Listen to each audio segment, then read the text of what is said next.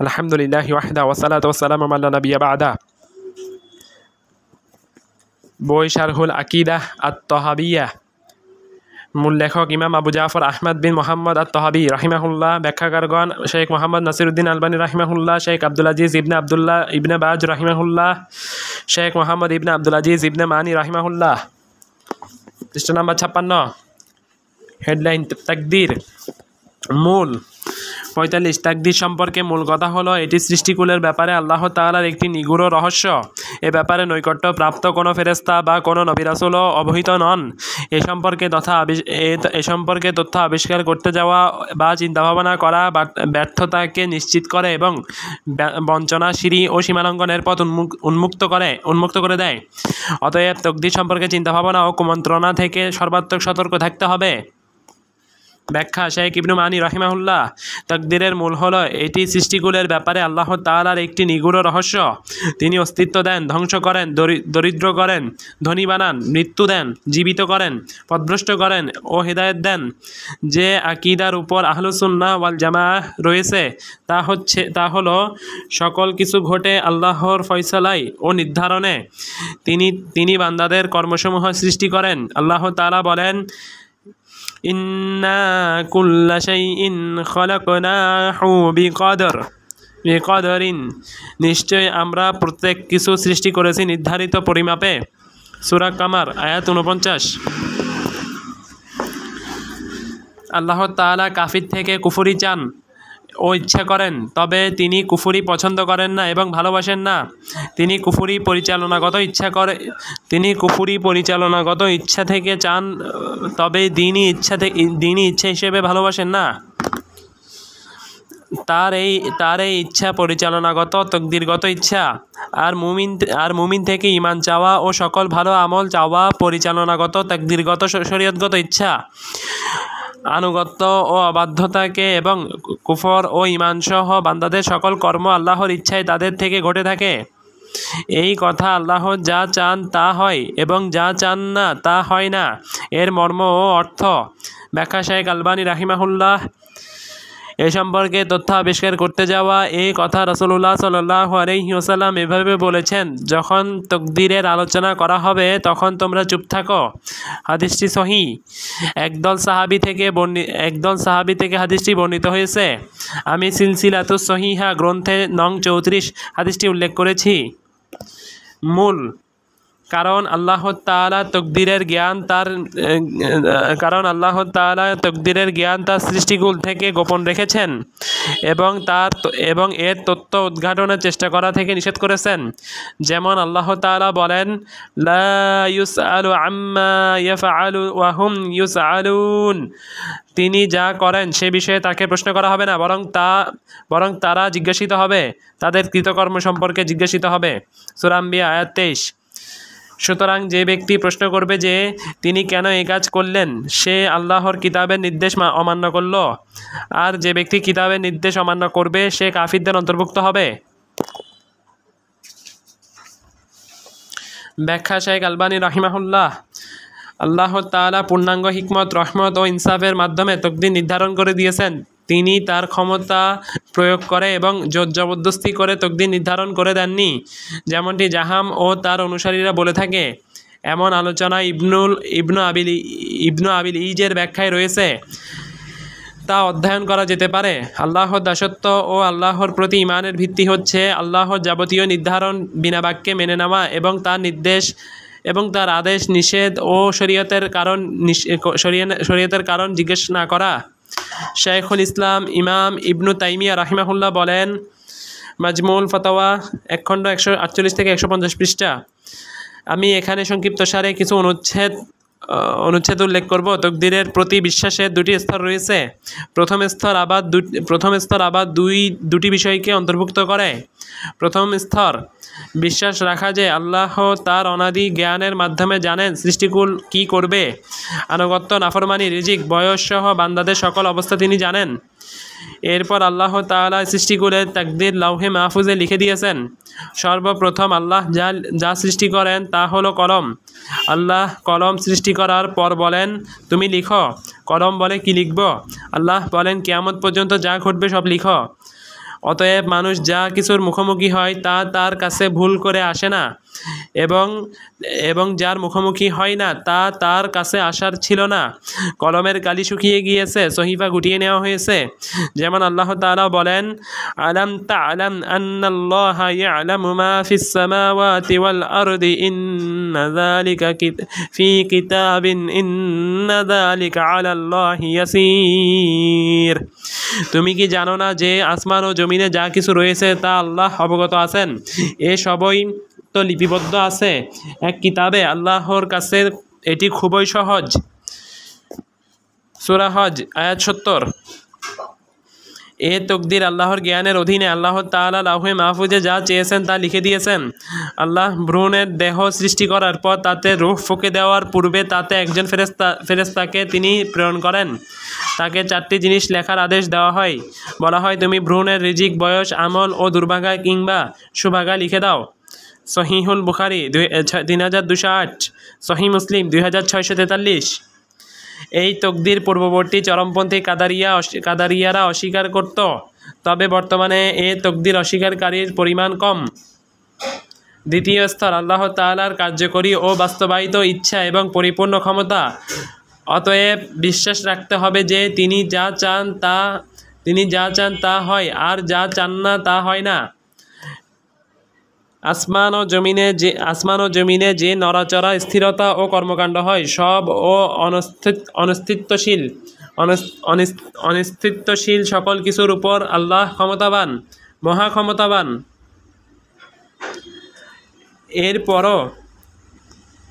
এরপর আল্লাহ তাআলা বান্দাদের তার ও তার রাসূলের আনুগত্য করার আদেশ দিয়েছেন এবং তা নাফরমানি করা থেকে নিষেধ করেছেন। তিনি পরহেজগার, নেককার ও ইনসাফবানদের ভালোবাসেন। যারা ঈমান আনে ও সৎকর্ম করে তাদের ভালোবাসেন। তিনি কাফিরদের ভালোবাসেন না। ফাসিক জাতির প্রতি তিনি সন্তুষ্ট নন। তিনি অশ্লীলতার আদেশ দেননি। বন্ধুদের কুফরি তিনি পছন্দ করেন না। বিশৃঙ্খলা তিনি ভালোবাসেন না।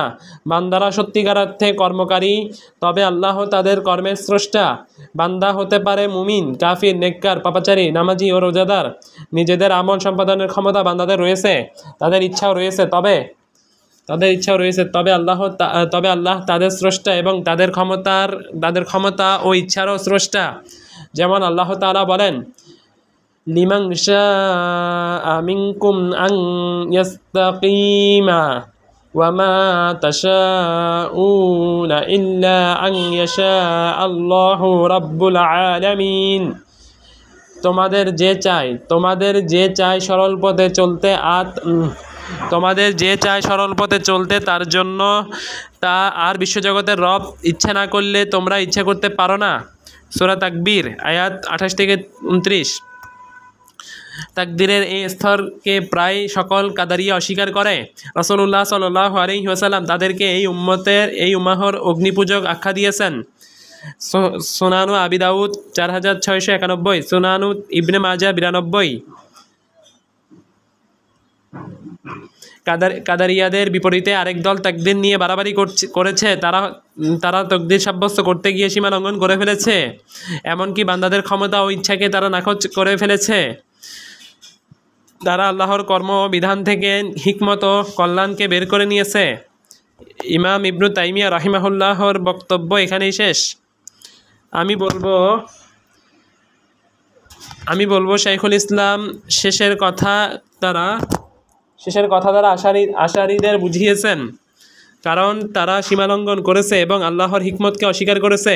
ইবনুল কাইয়িম রাহিমাহুল্লাহ এই বিষয়ে শিফাউল আলিল ফিল কাজা ওয়াল কদর ওয়াল হিকমা ওয়াত তা'লিল গ্রন্থে বিস্তারিত আলোচনা করেছেন। তা পড়া যেতে পারে, কারণ তা খুবই গুরুত্বপূর্ণ আলোচনা। মূল 46 আল্লাহর ওলিদের মধ্যকার আলোকিত হৃদয়ের অধিকারী মানুষের জন্য তকদিরের ব্যাপারে যতটুকু জানা প্রয়োজন আমরা সামগ্রিকভাবে তা উল্লেখ করলাম। এটাই জ্ঞানে সুগভীর জ্ঞানসম্পন্ন ব্যক্তিদের স্তর। কারণ ইলম বা জ্ঞান মূলত দুই প্রকার। এক যে জ্ঞান সৃষ্টিজীবের নিকট বিদ্যমান, দুই যে জ্ঞান সৃষ্টিজীবের নিকট অবিদ্যমান। বিদ্যমান জ্ঞানকে অস্বীকার করাও যেমন কুফরি, অবিদ্যমান জ্ঞানের দাবি করাও তেমন কুফরি। ঈমানকে সুদৃঢ় করতে হলে বিদ্যমান জ্ঞান আরোহণ গ্রহণ করতে হবে এবং অবিদ্যমান জ্ঞানের অন্বেষণ করা হতে বিরত থাকতে হবে। ব্যাখ্যা শেখ আলবানী রাহিমাহুল্লাহ ইবনু আবিল ইজ বলেন, শরীয়ত যা কিছু দিয়েছে তা বিশ্বাস করা এবং সে অনুযায়ী আমল করা ওয়াজিব। লেখকের কথা এটাই জ্ঞানে সুগভীর জ্ঞানসম্পন্ন ব্যক্তিদের স্তর। এখানে জ্ঞান দ্বারা উদ্দেশ্য রাসূলুল্লাহ সাল্লাল্লাহু আলাইহি সাল্লাম যা নিয়ে এসেছেন, হোক তা বিস্তারিত বিধান বা সংক্ষিপ্ত বা আদেশবাচক অথবা নিষেধবাচক। যে জ্ঞান সৃষ্টিজীবের নিকট অবিদ্যমান দ্বারা উদ্দেশ্য তকদিরের জ্ঞান, যা আল্লাহ বিশ্বচরাচর থেকে গোপন রেখেছেন এবং এ জ্ঞানের রহস্য খুঁজতে নিষেধ করেছেন। যে জ্ঞান সৃষ্টিজীবের নিকট বিদ্যমান দ্বারা উদ্দেশ্য শরীয়তের জ্ঞান, হোক তা মৌলিক জ্ঞান বা শাখাগত জ্ঞান। যে ব্যক্তি রাসূলুল্লাহ সাল্লাল্লাহু আলাইহি ওয়াসাল্লামের আনিত শরীয়তের কোনো কিছু অস্বীকার করবে সে কাফির হয়ে যাবে।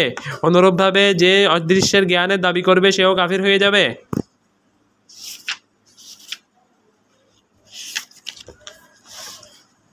ব্যাখ্যা শেখ ইবনু বাজ রাহিমাহুল্লাহ অবিদ্যমান জ্ঞান দ্বারা লেখকের উদ্দেশ্য হলো গাইবের ইলম।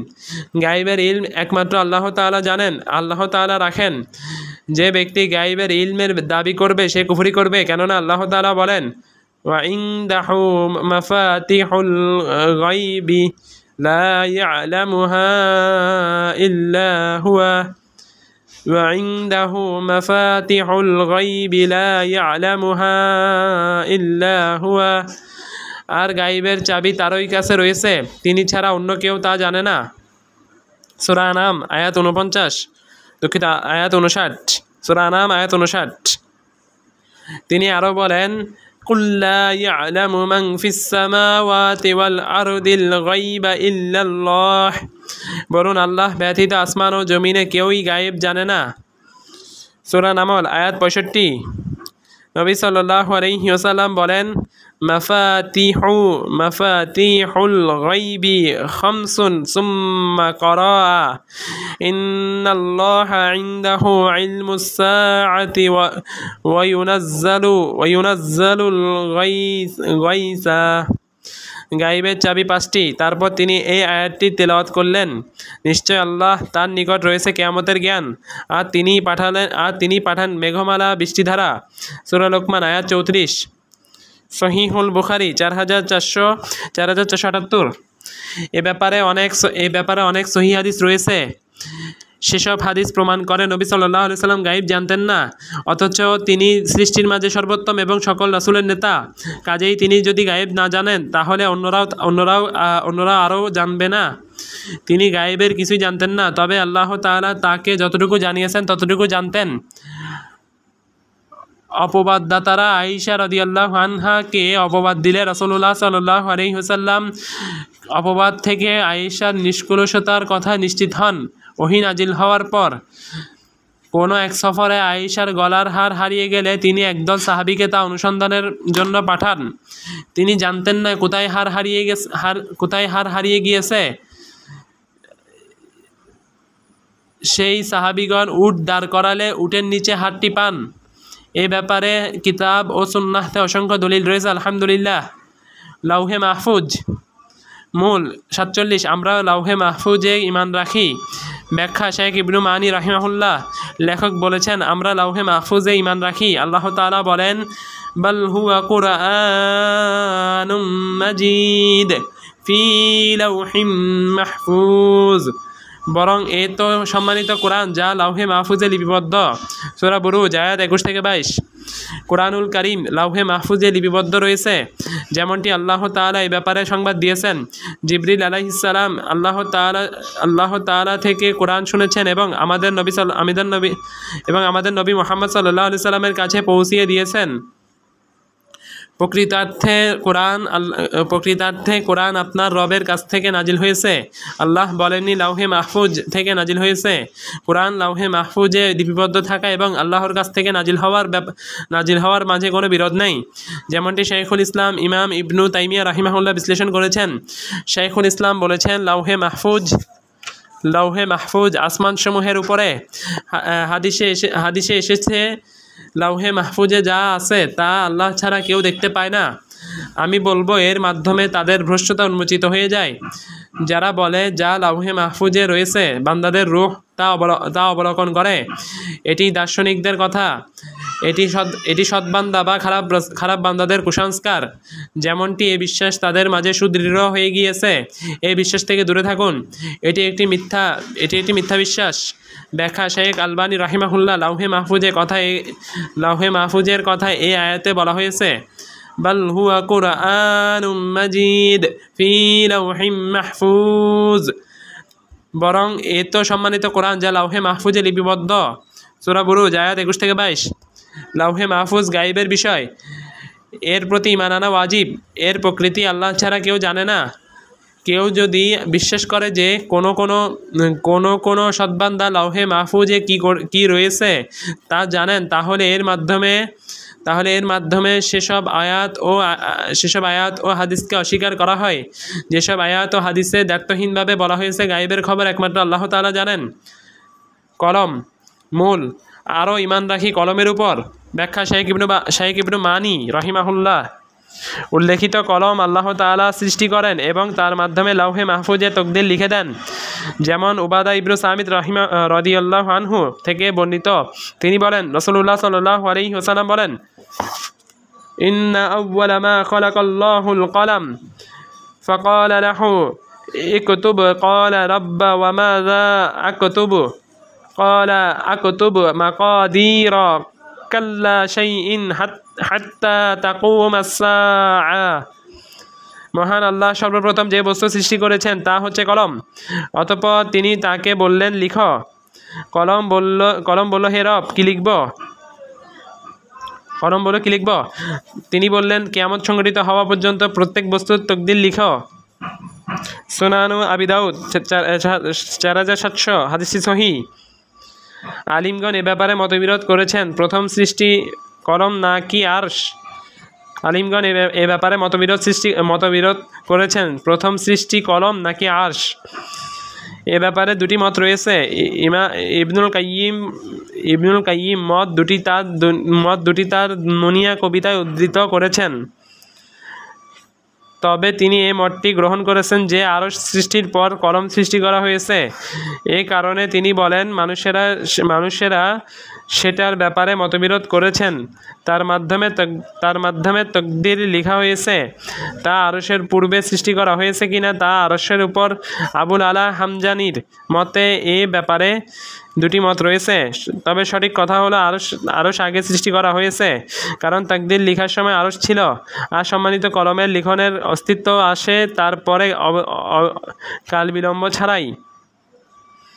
ব্যাখ্যা শেখ আলবানী রাহিমাহুল্লাহ বলেন, শেখ আলবানী রাহিমাহুল্লাহ ইবনু আবিল ইজ উল্লেখ করেছেন যে আলিমগণের মাঝে মতপার্থক্য রয়েছে, সর্বপ্রথম সৃষ্টি কলম নাকি আরশ। এ ব্যাপারে দুটি মত রয়েছে, তৃতীয় মত নেই। তবে আমার কাছে গ্রহণযোগ্য মত হচ্ছে কলম সর্বপ্রথম সৃষ্টি।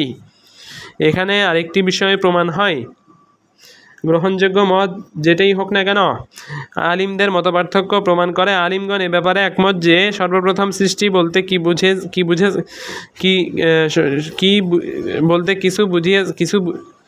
সর্বপ্রথম সৃষ্টি বলতে কিছু রয়েছে। অতএব যারা বলেন সৃষ্টির কোনো সর্বপ্রথম নেই, তারা এই ইজমা বিরোধী। তারা বলে থাকেন যে আমরা যে সৃষ্টির কথা বলি না কেন তা পূর্বে আরেকটি সৃষ্টি ছিল। এভাবে যতই উপরে যায় না কেন তার পূর্বে সৃষ্টি থাকবেই। অতএব প্রথম কোনো সৃষ্টি নেই, এই কথা শাইখুল ইসলাম কোনো গ্রন্থে স্পষ্টভাবে তুলে ধরেছেন। অতএব তারা যদি স্বীকার করে সর্বপ্রথম সৃষ্টি আরশ, তাহলে তাদের কোনো প্রথম সৃষ্টি নেই মতবাদকে প্রত্যাখ্যান করল। আর তারা যদি তা স্বীকার না করে তাহলে ইজমার বিরোধিতা করল। এই বিষয়টি নিয়ে চিন্তা করুন, এটি খুবই গুরুত্বপূর্ণ বিষয়। আল্লাহ তৌফিক দাতা। মূল, ভবিষ্যতে যা ঘটবে বলে আল্লাহ লাউহে মাহফুজে লিখে রেখেছেন তা যদি সকল সৃষ্টিজীব একত্রিত হয়েও রোধ করতে চায়, তারপরও তারা তা করতে সক্ষম হবে না। পক্ষান্তরে তাতে তিনি যা ঘটার কথা তিনি লিখেননি তা সমস্ত সৃষ্ট জীব একত্রিত হয়েও ঘটাতে পারবে না। কিয়ামত পর্যন্ত যা ঘটবে তা লিপিবদ্ধ হয়ে কলমের কালি শুকিয়ে গেছে। যা বান্দার ভাগ্যে লেখা হয়নি তা সে কখনো পাবে না, আর যা বান্দার ভাগ্য লেখা আছে তা কখনোই বাদ পড়বে না।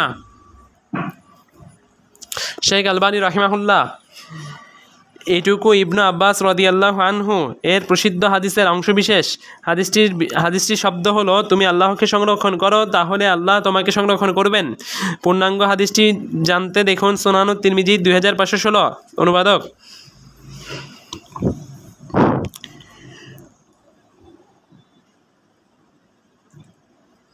হাদিসটি সহিহ। মূল 48 বান্দার এই কথা জেনে রাখা উচিত যে আল্লাহ তাআলা তার সৃষ্টির ভবিষ্যৎ যাবতীয় কর্মকাণ্ড সম্পর্কে অনাদিকাল থেকেই অবহিত। ব্যাখ্যা শেখ ইবনু মানি রাহিমাহুল্লাহ এখানে চরমপন্থী মুতাজিলাদের খণ্ডন রয়েছে, যারা আল্লাহর অনাদি জ্ঞানকে অস্বীকার করে। তারা বলে আল্লাহ তাআলার বান্দাদের কর্মের ব্যাপারে ততক্ষণ জানেন না যতক্ষণ না তারা সম্পাদন করে। তারা যা বলে তা থেকে আল্লাহ অনেক ঊর্ধ্বে। আল্লাহ তাআলা বলেন, আলা ইয়ালামু মান খালাকা ওয়া হুয়াল লাতীফুল খাবীর। যিনি সৃষ্টি করেছেন তিনি কি জানেন না, অথচ তিনি সূক্ষ্মদর্শী, সম্যক অবহিত। সূরা মুলক আয়াত 14।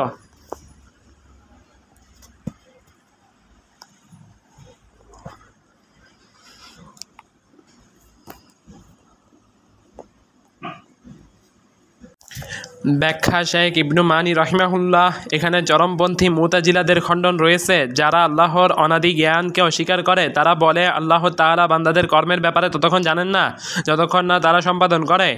তারা যা বলে তা থেকে আল্লাহ অনেক ঊর্ধ্বে। আল্লাহ তাআলা বলেন, আলা ইয়ালামু মান খালাকা ওয়া হুয়াল লাতীফুল খাবীর। যিনি সৃষ্টি করেছেন তিনি কি জানেন না, অথচ তিনি সূক্ষ্মদর্শী, সম্যক অবহিত। সূরা মুলক আয়াত 14।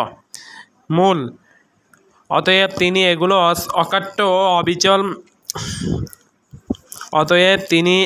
অকাট্য ও অবিচল তাকদীর হিসেবে নির্ধারিত করেছেন। আসমান ও জমিনের কোনো মাখলুক তা বানচাল করতে বা বিরোধিতা করতে পারবে না।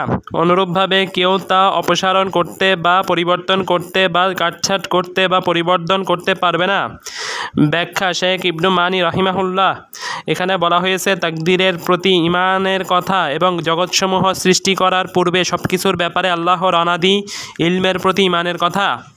মূল আর এটাই ঈমানের দৃঢ়তা, মারেফতের মূল বস্তু এবং আল্লাহ তাআলার তাওহীদ ও রুবুবিয়্যাতের স্বীকৃতি প্রদান। যেমন আল্লাহ তাআলা তার কিতাবে বলেন, আউযু বিল্লাহি মিনাশ শাইতানির রাজীম ওয়া খালাকা কুল্লা শাইইন ফাকাদ্দারাহু তাকদীরা।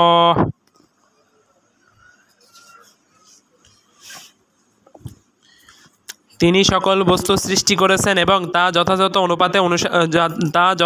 অনুপাত অনুসারে সুনির্ধারিত করেছেন। সূরা ফুরকান আয়াত 3। তিনি আরো বলেন, ওয়া কানা আমরুল্লাহি কদারাম মাকদুরা। আল্লাহর বিধান সুনির্ধারিত। সূরা আহজাব আয়াত 38। ব্যাখ্যা শেখ ইবনু মানি রাহিমাহুল্লাহ আর এটাই ঈমানের দৃঢ়তা, মারেফতের মূলবস্তু এবং আল্লাহ তাআলার তাওহীদ ও রুবুবিয়্যাতের স্বীকৃতি প্রদান। অর্থাৎ আল্লাহর গুণাবলীর প্রতি ঈমান আনা ছাড়া তাওহীদ ও রুবুবিয়্যাতের স্বীকৃতি প্রদান পরিপূর্ণ হবে না। যে ব্যক্তি মনে করে আল্লাহ ছাড়া সৃষ্টিকর্তা রয়েছে সে শিরক করল। তাহলে যে ব্যক্তি মনে করে প্রত্যেকেই নিজের কর্মের স্রষ্টা, তাহলে তার অবস্থা কেমন হতে পারে? এই কারণে কাদারিয়ারা এই উম্মাহর অগ্নিপূজক, কেননা তারা মনে করে বান্দা নিজেই নিজের কর্মের স্রষ্টা। মূল অতএব এমন ব্যক্তির জন্য ধ্বংস অনিবার্য যে তাকদীরের ব্যাপারে আল্লাহর সাথে বিরোধে লিপ্ত হয় এবং অসুস্থ অন্তর নিয়ে এ ব্যাপারে আলোচনায় মত্ত হয়। নিশ্চয় এমন নিজের সীমিত ধারণা নিয়ে গাইবের একটি গুপ্ত রহস্য অনুসন্ধানে লিপ্ত হয়েছে এবং এ ব্যাপারে সে যা মন্তব্য করেছে তার মাধ্যমে সে মিথ্যুক ও পাপাচারীতে পরিণত হয়েছে। ব্যাখ্যা শেখ ইবনু মানি রাহিমাহুল্লাহ, নিশ্চয় এমন নিজের সীমিত ধারণা নিয়ে গাইবের একটি গুপ্ত রহস্য অনুসন্ধানে লিপ্ত হয়েছে, অর্থাৎ নিজের ধারণার মাধ্যমে পুনরুত্থান নিয়ে গুপ্ত রহস্য অনুসন্ধানে লিপ্ত হয়।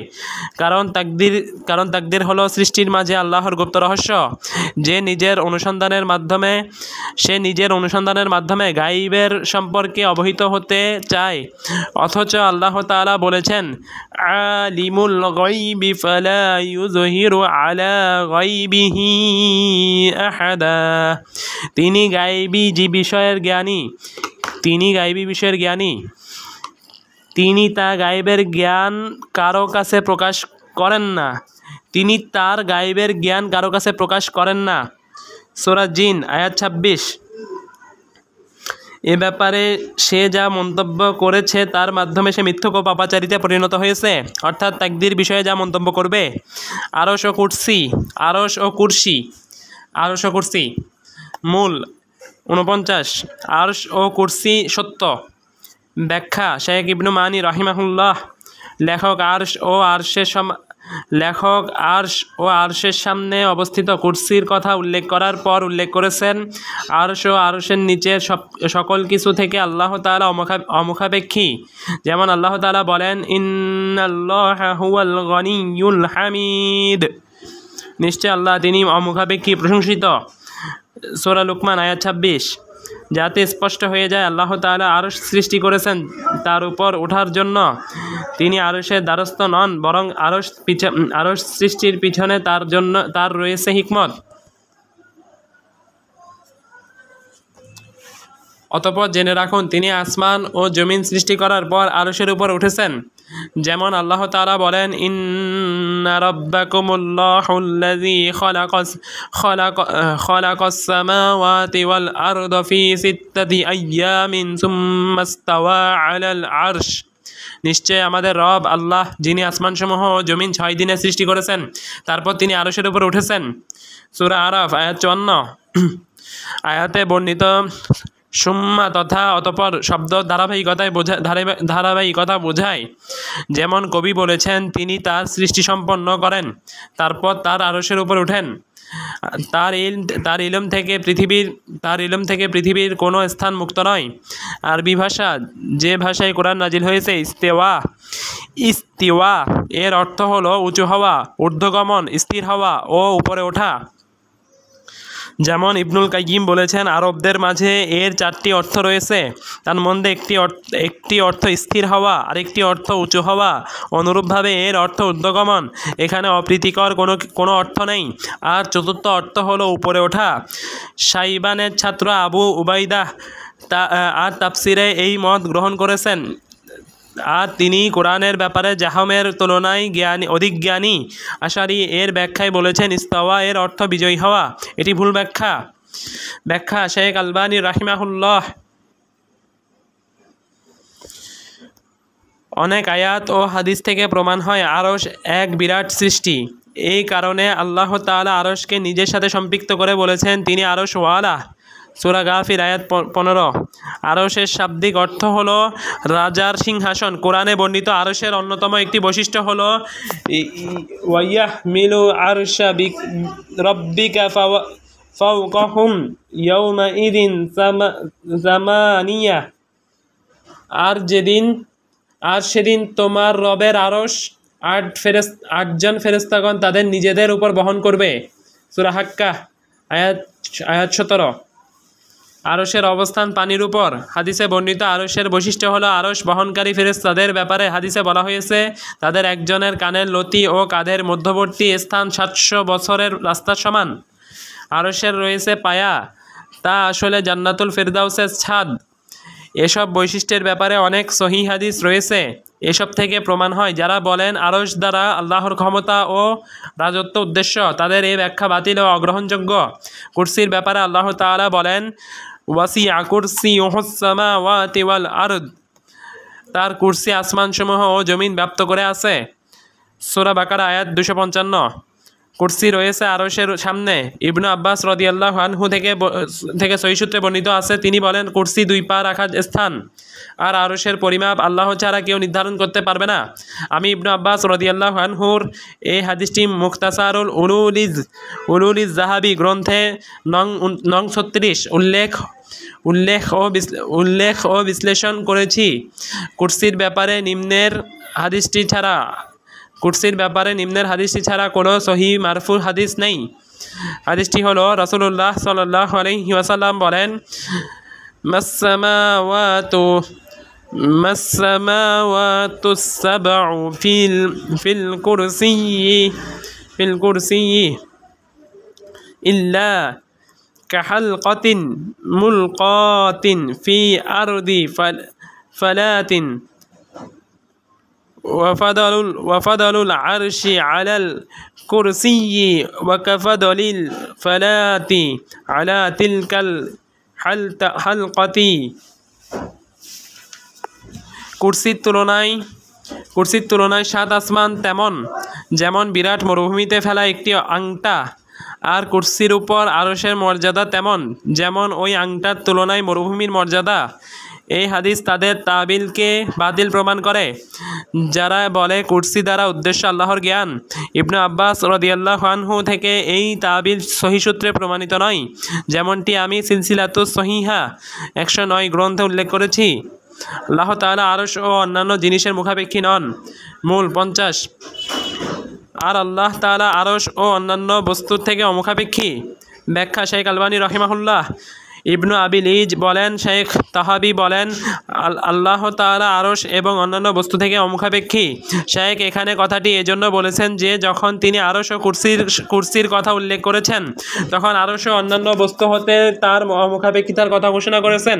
তিনি আরও বলেছেন আরশ সৃষ্টি করে তার উপর উঠেছেন, অথচ আরশের প্রতি তার কোনো প্রয়োজন নেই। আরশ সৃষ্টি করা ও তার উপর ওঠার মধ্যে এমন হিকমত রয়েছে যার দাবিতেই তিনি এটি সৃষ্টি করেছেন এবং এর উপরে উঠেছেন। সুউচ্চ কোনো জিনিস তার নিচের জিনিসের উপরে থাকার অর্থ এই নয় যে নিচেরটি উপরেরটিকে আবদ্ধ ও পরিবেষ্টন করে রেখেছে, কিংবা নিচেরটি উপরটিকে বহন করে রয়েছে। সে সঙ্গে এটিও আবশ্যক নয় যে উপরেরটি নিচেরটির প্রতি মুখাপেক্ষী। আপনি আসমানের দিকে তাকিয়ে দেখুন কিভাবে তা জমিনের উপর রয়েছে। আসমান কি জমিনের প্রতি মুখাপেক্ষী? আল্লাহ তাআলার শান এর চেয়ে অনেক বড়। তিনি আরশের উপর সমুন্নত হওয়া থেকে কিভাবে এটি বোঝা যায় যে তিনি আরশের প্রতি মুখাপেক্ষী হয়েই তার উপর উঠেছেন, বরং উপরে হওয়া তার সত্তাগত বিশেষণ ও বৈশিষ্ট্য। তিনি স্বীয় কুদরতের মাধ্যমে নিচের সমস্ত জিনিসকে ধারণ করে রয়েছেন। নিচের সমস্ত বস্তুই তার মুখাপেক্ষী। নিম্ন জগতে সবকিছু থেকে তিনি অমুখাপেক্ষী। নিম্ন ও ঊর্ধ্ব জগতে সবকিছুতেই তিনি পরিবেষ্টন করে রয়েছেন। তিনি আরশের উপর থেকেও স্বীয় কুদরতের মাধ্যমে আরশ ও আরশের বহনকারীদেরকে ধারণ করে রয়েছেন। তিনি আরশের প্রতি মুখাপেক্ষী নন, বরং আরশই তার প্রতি মুখাপেক্ষী। তিনি আরশকে পরিবেষ্টন করে রয়েছেন, আরশ তাকে পরিবেষ্টন করতে সক্ষম নয়। তিনি আরশকে সীমায়িত করে রেখেছেন, আরশ তাকে সীমায়িত করতে পারে না। কোনো মাখলুকের পক্ষে আল্লাহ তাআলাকে পরিবেষ্টন ও সীমায়িত করা সম্ভব নয়। যারা আল্লাহ তাআলার উলু বা সৃষ্টির উপরে থাকাকে অস্বীকার করে, তারা যদি এভাবে বিশ্লেষণ করত তাহলে সঠিক পথে সন্ধান পেত এবং বিবেক বুদ্ধির সাথে কোরআনের দলিলের মিল খুঁজে পেত। সেই সঙ্গে তারা দলিলের অনুসরণ করারও সুযোগ পেত। কিন্তু দলিল থেকে দূরে সরে সরল সঠিক পথ থেকে বিচ্যুত হয়েছে। আল্লাহ তাআলার আরশের উপর হওয়ার বিষয়টি ঠিক তেমনই যেমন ইমাম মালিক বলেছেন। তাকে যখন প্রশ্ন করা হয় যে আল্লাহ তাআলা বলেছেন দয়াময় আল্লাহ আরশের উপর উঠেছেন, সূরা আরাফ আয়াত 53, কিভাবে উপরে উঠেছেন? জবাবে ইমাম মালিক বলেন আল ইস্তাওয়া মা'লুম ওয়াল ওয়াল কাইফা মাজহুলু, আরশের উপরে ওঠা জ্ঞাত বিষয় কিন্তু তার পদ্ধতি অজ্ঞাত। আল্লাহ সব কিছুকে পরিবেষ্টন করে রেখেছেন। মূল 51, তিনি সমস্ত বস্তুকে পরিবেষ্টন করে রেখেছেন এবং তিনি সব কিছুরই ঊর্ধ্বে। সৃষ্টিজগৎ তার পূর্ণভাবে আয়ত্ত করতে অক্ষম। সৃষ্টিজগৎ তাকে পূর্ণভাবে আয়ত্ত করতে অক্ষম। ব্যাখ্যা শেখ আলবানী রাহিমাহুল্লাহ, ওয়াফাউকাহু শব্দ দিয়ে পাণ্ডুলিপিতে ভিন্নতা রয়েছে। ইবনু আবিল ইজের পাণ্ডুলিপিতে ওয়াফাউকাহু শব্দ আছে। এই একইভাবে আমার আলিফ ও বা পাণ্ডুলিপি ও শেখ ইবনু মানি এর প্রকাশিত পাণ্ডুলিপিতে ওয়াফাউকাহু শব্দ আছে। তবে জিম এর প্রকাশিত পাণ্ডুলিপি ওয়াও বর্ণ ছাড়া ফাউকাহ শব্দ আছে কেবল গাইন পাণ্ডুলিপিতে ওয়াবিমা ফাউকাহ শব্দ আছে। এটি একটি ব্যতিক্রম ও বিচ্ছিন্ন পাণ্ডুলিপি। গাইন ও জিম পাণ্ডুলিপি শব্দগত ও অর্থগত বিচ্ছিন্নতা নিয়ে কোনো সন্দেহ নেই। শব্দগতভাবে তা অধিকাংশ পাণ্ডুলিপি পরিপন্থী, আর অর্থগত বিচ্ছিন্নতার ব্যাপারটি ইবনু আবিলিজ তুলে ধরে বলেছেন প্রথম পাণ্ডুলিপি সঠিক। প্রথম পাণ্ডুলিপি অনুযায়ী অর্থ হলো আল্লাহ তাআলা সকল কিছুকে বেষ্টন করে আছেন এবং সকল কিছুর ঊর্ধ্বে আছেন। অথচ গাইন পাণ্ডুলিপি অনুযায়ী অর্থ হলো আল্লাহ তাআলা আরশের উপরে সকল কিছুকে বেষ্টন করে আছেন। আল্লাহ তাআলা ভালো জানেন। তবে মনে হচ্ছে কোনো পাণ্ডুলিপি লিপিকার ভুলে শব্দটি গেয়ে ফেলে দিয়েছেন। এরপর পরের লিপিকারগণ সেই ভুল পাণ্ডুলিপি কপি করেছেন এবং এভাবে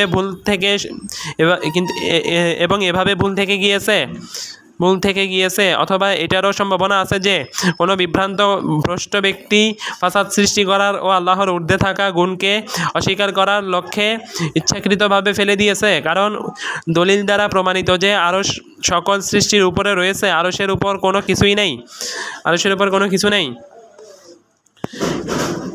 যদি এটা ভুল না হয় তাহলে আরশের উপরে সকল কিছুকে বেষ্টন করে আছেন এ বাক্যের কোনো অর্থ ও তাৎপর্য থাকে না, কারণ বেষ্টন করার মতো আরশের উপরে কোনো কিছুই নেই। অতএব ওয়াও বর্ণ সহকারে ওয়াফাউকাহ হবে, আর তখন এই বাক্যের অর্থ হবে আল্লাহ সকল কিছুকে বেষ্টনকারী এবং সকল কিছুর ঊর্ধ্বে। ঈমান ও ইসলাম কি এক জিনিস? মূল 52, আমরা বলি যে আল্লাহ রাব্বুল আলামিন ইব্রাহিম আলাইহিসসালামকে খলিল বা অন্তরঙ্গ বন্ধু হিসেবে গ্রহণ করেছেন এবং মুসা আলাইহিসসালাম এর সঙ্গে বাস্তবে কথা বলেছেন। আমরা কথা বলি এর প্রতি পূর্ণ ঈমান রেখে, এর সত্যতা স্বীকার করে এবং তা পরিপূর্ণভাবে মেনে নিয়ে। 53, আমরা আল্লাহর ফেরেশতাগণ, নবীগণ এবং রাসূলগণের উপর প্রেরিত কিতাবসমূহের উপর ঈমান রাখি। আমরা সাক্ষ্য প্রদান করি যে তারা সবাই সুস্পষ্ট হকের উপর প্রতিষ্ঠিত ছিলেন। 54, আমাদের কিবলাকে বাইতুল্লাহকে যারা কিবলা বলে স্বীকার করে আমরা তাদেরকে মুসলিম ও মুমিন বলে আখ্যায়িত করি যতক্ষণ পর্যন্ত তারা নবী সাল্লাল্লাহু আলাইহি ওয়াসাল্লাম কর্তৃক আনীত শরীয়তকে স্বীকার করে এবং তিনি যা কিছু বলেছেন তা এবং তিনি যা কিছু বলেছেন তাকে সত্য বলে গ্রহণ করে। ব্যাখ্যা শেখ ইবনু মানি রাহিমাহুল্লাহ, শুধু সত্যায়ন ও স্বীকার করা ইসলাম ও ঈমানের জন্য যথেষ্ট নয়। যে ইসলাম ও ঈমানের আদেশ দিয়েছেন আল্লাহ ও তার রাসূল, ইসলাম ও ঈমান নাজাতের কেন্দ্র, আর তাতে সত্যায়ন, স্বীকার ও আমলের কথা বলা হয়েছে।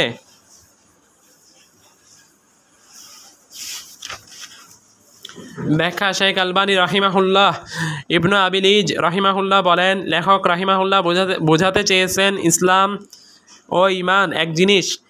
একজন মুসলিম ব্যক্তি পাপে জড়িত হওয়ার কারণে ইসলাম থেকে বেরিয়ে যাবে না যতক্ষণ না সেই পাপ কাজ করাকে হালাল মনে করে।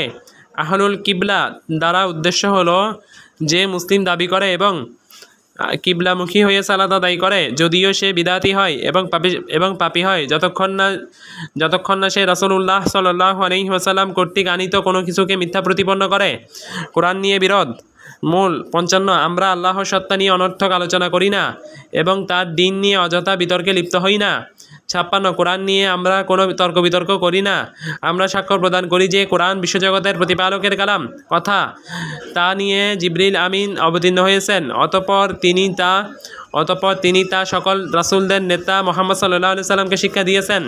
এই কোরআন আল্লাহ তাআলার কালাম বাণী, কোনো সৃষ্টির কথা এ সমতুল্য নয়। আর আমরা একে সৃষ্ট বলি না এবং এ ব্যাপারে আমরা মুসলিম মিল্লাতের বিরুদ্ধাচারণ করি না। ব্যাখ্যা শেখ আলবানী রাহিমাহুল্লাহ। ইসলামী কিছু ফিরকা ইলমুল কালামের কারণে সবচেয়ে বড় ফিতনায় জড়িয়ে পড়ে। কোরআন প্রকৃতার্থে খ্রিস্টান কবির কথাকে দলিল হিসেবে পেশ করে। সেই কবিতায় বলেন, কথা বা কালাম তো আমার অন্তরে, জিহ্বা অন্তরের প্রতীক। এই কথার ব্যাপারে একদল বলেছেন এটা আখতালের কবিতা নয়। আমরা যদি মেনেও নিই যে সেটা তার কবিতা, তারপরও বিবেকগত বাস্তবতা এবং সকল আদম সন্তান যার মাধ্যমে কথা বলে এমন কথার সংজ্ঞা হাজারো সম্মানিত কবির মতের উপর নির্ভর করবে না। তাহলে আখতাল নামক এক খ্রিস্টান কবিকে আগেই বাদ দাও। মাজমুউল ফাতাওয়া 6 খণ্ড 294 থেকে 297 পৃষ্ঠা। ব্যাখ্যা শেখ ইবনু মানি রাহিমাহুল্লাহ। জেনে রাখুন, যারা কোরআনকে মাখলুক বলে তাদের প্রসিদ্ধ দল হলো দুটি।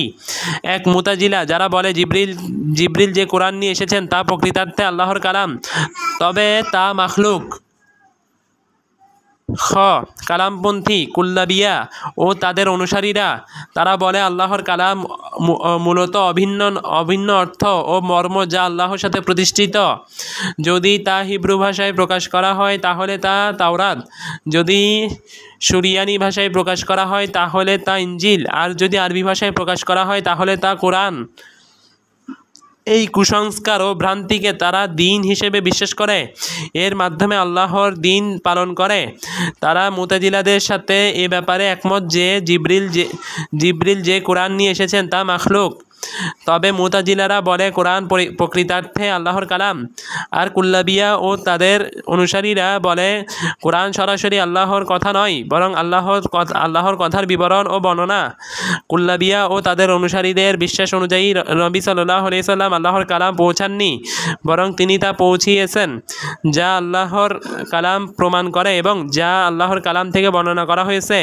এর মাধ্যমে রিসালাতকে অস্বীকার করা হয়, কেননা রাসূল তো তার কালাম বা কথা পৌঁছান যিনি তাকে প্রেরণ করেছেন।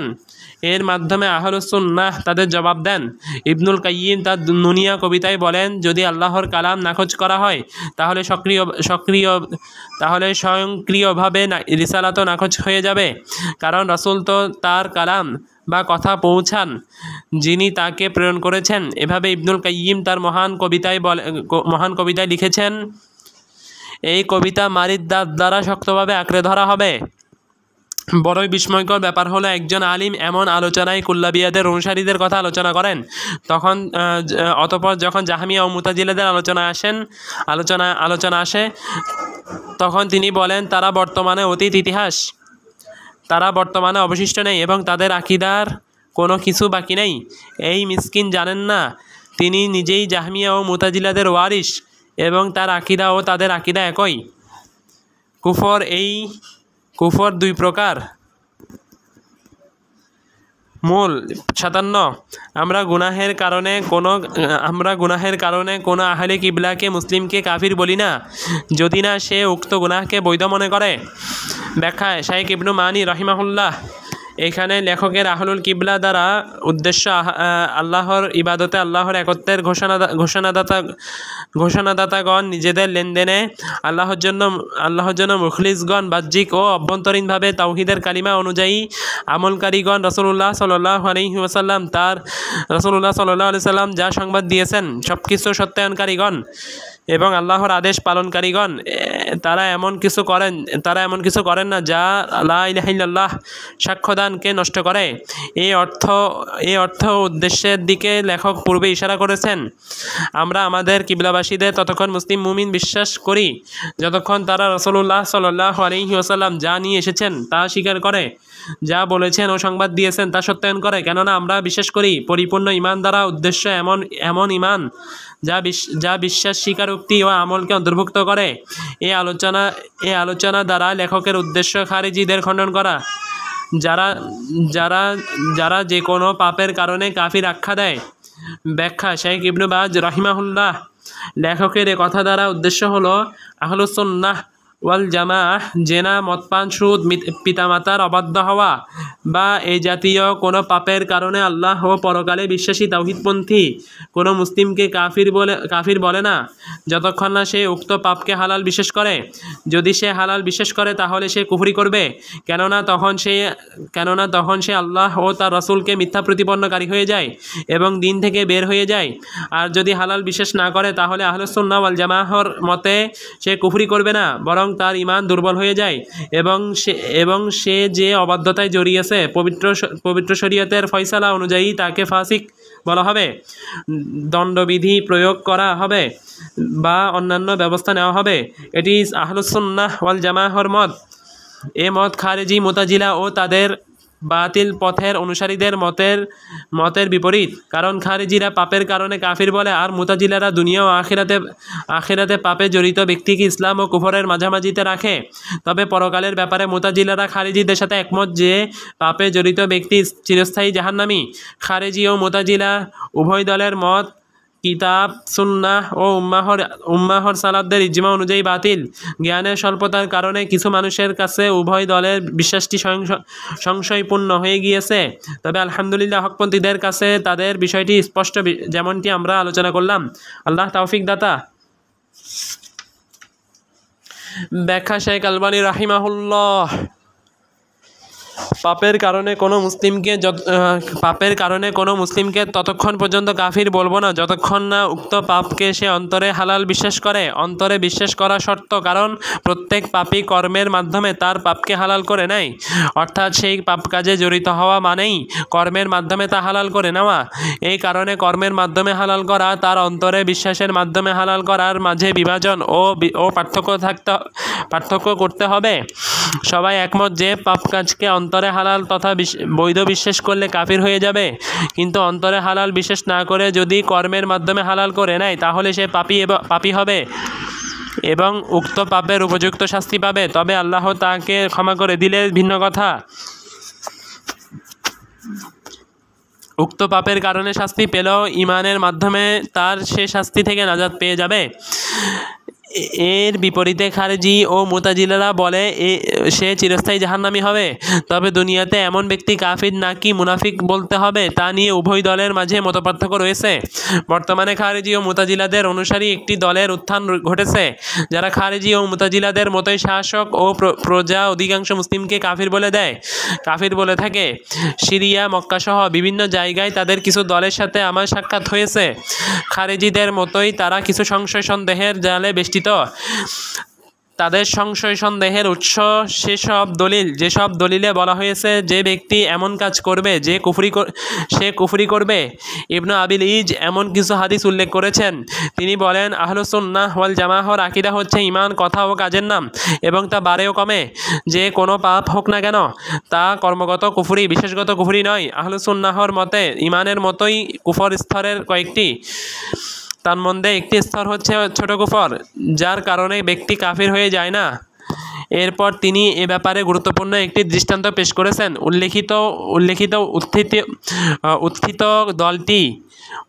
উত্থিত দলটি সে দৃষ্টান্তকে বোঝার ব্যাপারে বেখবর ও বেখেয়াল। তিনি বলেন, এ ব্যাপারে একটি বিষয় কোনো বিচক্ষণতার সাথে বোঝা ওয়াজিব। তা হলো মানব রচিত বিধানে ফয়সালা করা কখনো এমন কুফরি হতে পারে যে ব্যক্তিকে দিন থেকে বের করে দেবে, আবার কখনো ছোট বা বড় পাপ হতে পারে এবং রূপক কুফর হতে পারে যা ছোট কুফর হতে পারে। এমনটা হবে বিচারকের অবস্থা ভেদে। যদি বিচারক বিশ্বাস করেন যে আল্লাহর আইনে বিচার করা ওয়াজিব নয়, বা যে কোনো আইনে বিচার করার ইখতিয়ার আছে, বা জেনে শুনে আল্লাহর আইনকে অবজ্ঞা করেন, তাহলে তা বড় কুফরি হবে এবং তিনি দিন থেকে বেরিয়ে যাবেন। কিন্তু বিচারক যদি বিশ্বাস করেন যে আল্লাহর আইনে বিচার করা ওয়াজিব এবং তার বাস্তবতাও জানেন, কিন্তু এরপরও এই বিশ্বাসে আল্লাহর আইনে বিচার না করেন যে এ কারণে সে আল্লাহর শাস্তির যোগ্য, তাহলে তিনি নাফরমান বান্দা হিসেবে গণ্য হবেন। এটা হবে রূপক কুফর বা ছোট কুফর। এই কারণে তিনি ইসলাম থেকে বের হয়ে যাবেন না। আর বিচারক যদি প্রাণান্তকর চেষ্টা ও সাধ্য ব্যয় করার পরও আল্লাহর আইন জানতে না পারেন এবং বিচার করতে গিয়ে ভুল করে বসেন, তাহলে এমন ভুলকারী বিচারক চেষ্টা করার কারণে নেকি পাবেন এবং তার ভুল ক্ষমা করে দেওয়া হবে। মুরজিয়াদের খণ্ডন।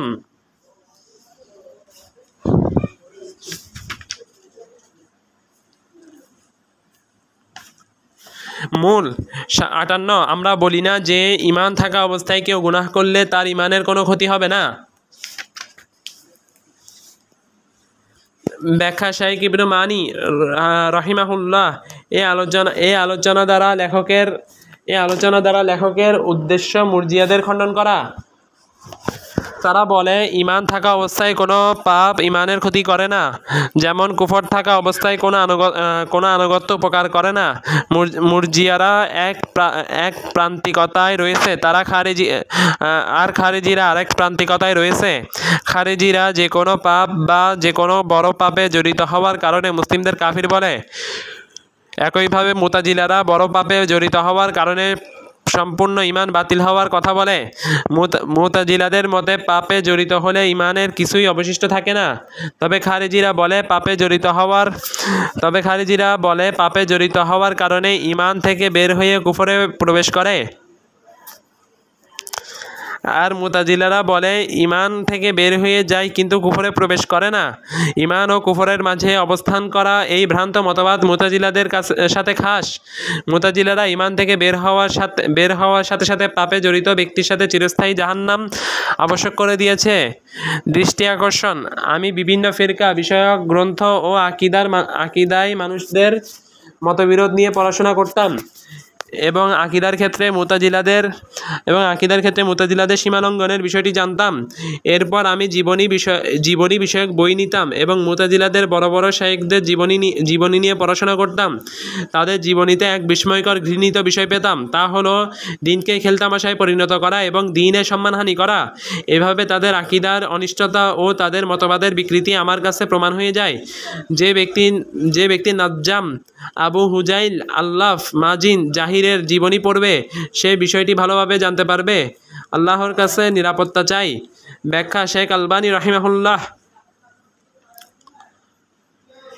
এটা মুরজিয়াদের মতবাদ। এই মতবাদের মাধ্যমে তারা শাস্তি সংক্রান্ত আয়াতগুলোকে মিথ্যা প্রতিপন্ন করে এবং সেসব হাদিসও মিথ্যা প্রতিপন্ন করে যেসব হাদিসে এই উম্মাহর পাপী বান্দাদের বিভিন্ন শাস্তির কথা বলা হয়েছে। হাদিসে বলা হয়েছে যে এই উম্মাহর একদল লোক জাহান্নামে প্রবেশ করবে, এরপর তাদেরকে শাফাত ও অন্যান্য মাধ্যমে জাহান্নাম থেকে বের করে আনা হবে। নির্দিষ্টভাবে কাউকে জান্নাতি বা জাহান্নামী বলার বিধান। মূল 49। আমরা আশা করি যে সৎকর্মশীল মুমিনগণকে আল্লাহ ক্ষমা করবেন এবং নিজ অনুগ্রহে তাদেরকে জান্নাতে প্রবেশ করাবেন। তবে আমরা তাদের ব্যাপারে আশঙ্কা মুক্ত নই, আর তাদেরকে আমরা নিশ্চিত জান্নাতি বলে সাক্ষ্য প্রদান করতে পারি না। আমরা তাদের গুনাহের জন্য আল্লাহর নিকট ক্ষমা প্রার্থনা করি এবং আমরা তাদের জন্য সংখ্যা বোধ করি, কিন্তু আমরা তাদের ব্যাপারে একেবারে নিরাশ হই না। ব্যাখ্যা শেখ আলবানী রাহিমাহুল্লাহ। শেখ ইবনে মানি রাহিমাহুল্লাহ বলেন, জেনে রাখুন আহলুস সুন্নাহ ওয়াল জামাআহর আকীদা হচ্ছে কোনো মুসলিম মারা গেলে তারা তাকে জান্নাতি বা জাহান্নামী বলে সাক্ষ্য দেয় না। তবে কারো ব্যাপারে রাসূলুল্লাহ সাল্লাল্লাহু আলাইহি ওয়াসাল্লাম সাক্ষ্য দিলে বা তার ব্যাপারে সংবাদ দিলে ভিন্ন কথা। তারা নির্দিষ্টভাবে কাউকে জান্নাতি বা জাহান্নামী না বললেও নেককারের ব্যাপারে জান্নাতের আশা করে এবং বদকারের ব্যাপারে শাস্তির ভয় করে। অনেক মানুষ এমন রয়েছে তারা যখন কোনো আলিম বা নেতা বা বাদশাহ বা কারো কথা উল্লেখ করে তখন বলে তাকে ক্ষমা করে দেওয়া হয়েছে বা সে জান্নাতের বাগিচায় বাস করছে। এর থেকে আরো ভয়াবহ হচ্ছে এই কথা বলা যে সে তার রবের ও মহান বন্ধুর সাথে মিলিত হয়েছে। নিঃসন্দেহে এমন কথা বলা মানে না জেনে আল্লাহর ব্যাপারে কথা বলে, আর না জেনে আল্লাহর ব্যাপারে কথা বলা শিরকের সমতুল্য। যেমন আল্লাহ তাআলা বলেন, ওয়া আন তুশরিকু বিল্লাহি মা লাম ইউনাজ্জিল বিহি সুলতানান ওয়া আন তাকুলু আলাল্লাহি মা লা তা'লামুন।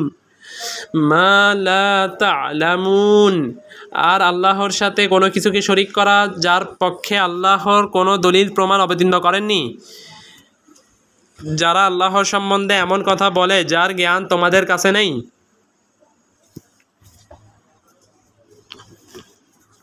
সূরা আরাফ আয়াত 33।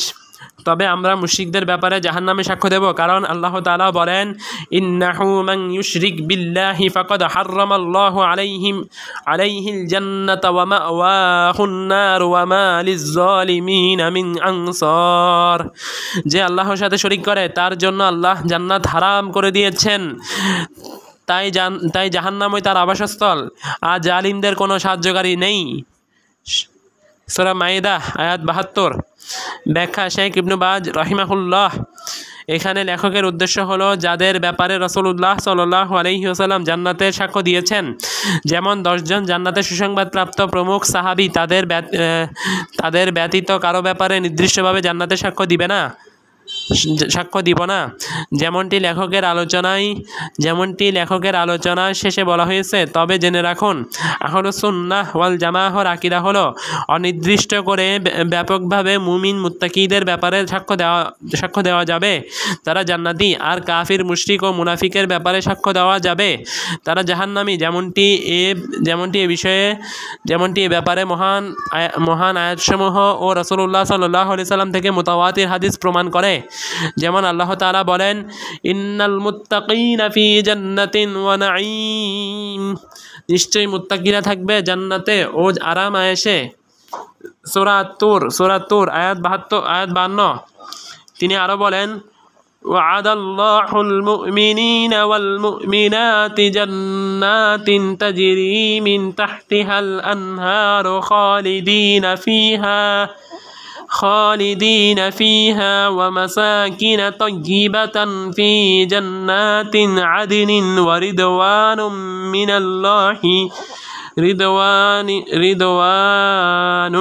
মিনাল্লাহি আকবার, যালিকা হুয়াল ফাওজুল আযীম। আল্লাহ মুমিন পুরুষ ও মুমিন নারীকে প্রতিশ্রুতি দিয়েছেন জান্নাতে, যার নিচে নদীসমূহ প্রবাহিত, সেখানে তারা স্থায়ী হবে। আরও ওয়াদা দিচ্ছেন স্থায়ী জান্নাতসমূহে উত্তম বাসস্থানের, আর আল্লাহর সন্তুষ্টি সর্বশ্রেষ্ঠ এবং এটাই মহাসাফল্য। সূরা তাওবা আয়াত 72। এই বিষয়টি অনেক আয়াত প্রমাণ করে। আর কাফিরদের ব্যাপারে আল্লাহ বলেন, ওয়াল্লাযীনা কাফারু লাহুম নারু জাহান্নাম লা ইয়াকদা আলাইহিম ফায়ামুতু লা ইউখাফফাফু আনহুম মিন আযাবিহা কাযালিকা নাজজি কুল্লা কাফুর। আর যারা কুফরি করেছে তাদের জন্য আছে জাহান্নামের আগুন, তাদের উপর ফয়সালা দেওয়া হবে না যে তারা মরবে না। আর যারা কুফরি করেছে তাদের জন্য আছে জাহান্নামের আগুন, তাদের উপর ফয়সালা দেওয়া হবে না যে তারা মরবে, এবং তাদের থেকে জাহান্নামের শাস্তিও লাঘব করা হবে না। এভাবেই আমরা প্রত্যেক অকৃতজ্ঞকে শাস্তি দিয়ে থাকি। সূরা ফাতির আয়াত 36। ইন্নাল মুনাফিকিনা ফিদ দারকিল আসফালি মিনান নার। মুনাফিকরা তো জাহান্নামের নিম্নতম স্তরে থাকবে। সূরা আন-নিসা আয়াত 145। এই বিষয়টি অনেক আয়াত প্রমাণ করে। আল্লাহ তৌফিক দাতা। খারিজি ও মুতাজিলাদের খণ্ডন। মূল 60। সংখ্যামুক্ত হওয়া ও নিরাশ হওয়া একজন মুসলিমকে ইসলামের গণ্ডি থেকে বের করে দেয়। আহলে কিবলার জন্য এত দুভয়ের সংখ্যামুক্ত ও নিরাশ হওয়ার মাঝামাঝিতে সত্য পথ রয়েছে। ব্যাখ্যা শেখ ইবনে মানি রাহিমাহুল্লাহ।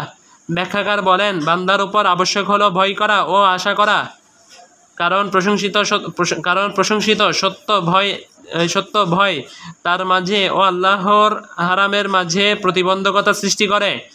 আর যখন তা অতিক্রম করে তখন নিরাশা ও হতাশার আশঙ্কা করা হয়। আর প্রশংসিত আশা করা এমন ব্যক্তির আশা যে আল্লাহর পক্ষ থেকে নূরের উপর অবস্থান করে, আল্লাহর আনুগত্য করার মাধ্যমে আল্লাহর প্রতিদানের আশা করে, বা কোনো পাপ করার পর তা থেকে আল্লাহর কাছে তওবাপূর্বক আল্লাহর ক্ষমা আশা করে।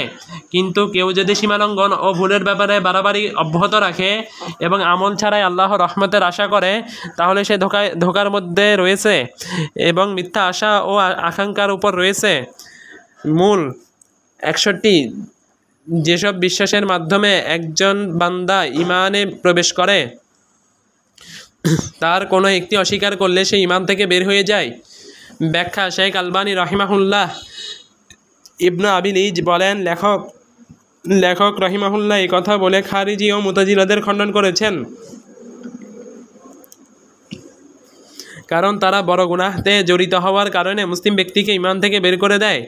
আমি বলবো, খারিজিদের মতো আরেক দল রয়েছে যারা বাছবিচার ছাড়াই ইসলামী দেশের সকল মুসলিমদের কাফির বলে এবং তাদের অনুসারীদের মাঝে ঘোষণা দেয় যে এসব কাফিরদের বিরোধিতা করা এবং এদের সাথে সম্পর্ক ছিন্ন করা ওয়াজিব। তাদের এমন আচরণ তাদের পূর্ববর্তী খারিজিদের সাথে পুরোপুরি মিলে যায়। আল্লাহ তাদের হেদায়েত দান করুন এবং সেসব চরমপন্থীদের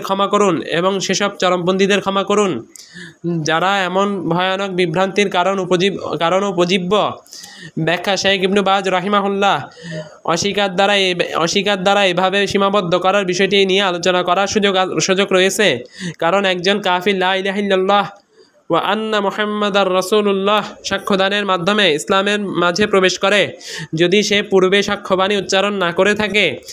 আর যদি সাক্ষ্যবাণী উচ্চারণ করে থাকে তাহলে যা কুফরকে আবশ্যক করে তা থেকে তওবা করার মাধ্যমে ইসলামে প্রবেশ করে। অথচ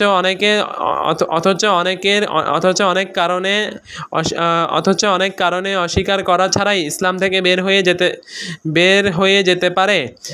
সেসব কারণ আলিমগণ মুরতাদের হুকুম সংক্রান্ত আলোচনায় উল্লেখ করেছেন, যেমন ইসলামের সমালোচনা করা বা নবী সাল্লাল্লাহু আলাইহি সাল্লামের সমালোচনা করা, অথবা আল্লাহ ও তার রাসূল বা তার কিতাব ও শরীয়তের কোনো কিছু নিয়ে ব্যঙ্গ বিদ্রূপ করা।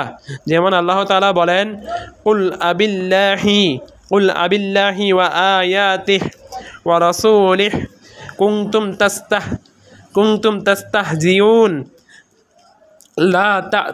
লা তা'তাযিরু কদ কাফারতুম বা'দা ঈমানিকুম। বলুন, তোমরা কি আল্লাহ তার আয়াতসমূহ ও তার রাসূলকে বিদ্রূপ করছিলে? তোমরা ওজর পেশ করো না, তোমরা তো ঈমান আনার পর কুফরি করেছ। সূরা তাওবা আয়াত 65 থেকে 66। এছাড়াও যেমন মূর্তি বা দেবীর পূজা করা, মৃত ব্যক্তিদের কাছে দোয়া করা, তাদের কাছে পরিত্রাণ চাওয়া, তাদের কাছে সাহায্য ও সহযোগিতা চাওয়া ইত্যাদি,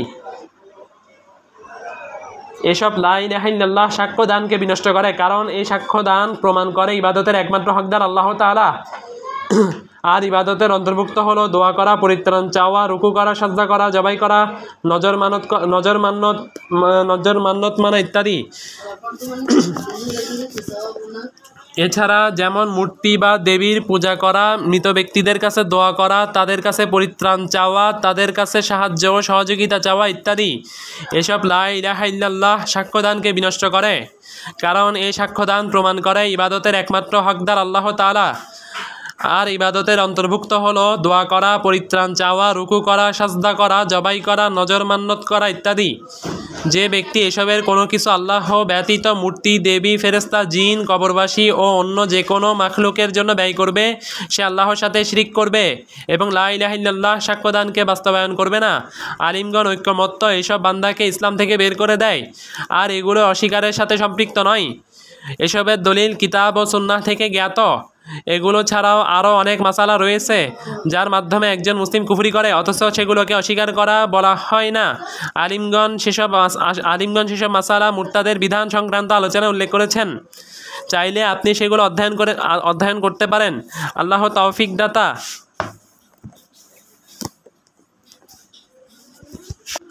সুবহানাকা আল্লাহুম্মা ওয়া বিহামদিকা আশহাদু আল্লা ইলাহা ইল্লা আনতা আস্তাগফিরুকা ওয়া আতুবু ইলাইক। আসসালামু আলাইকুম ওয়া রাহমাতুল্লাহি ওয়া বারাকাতুহু।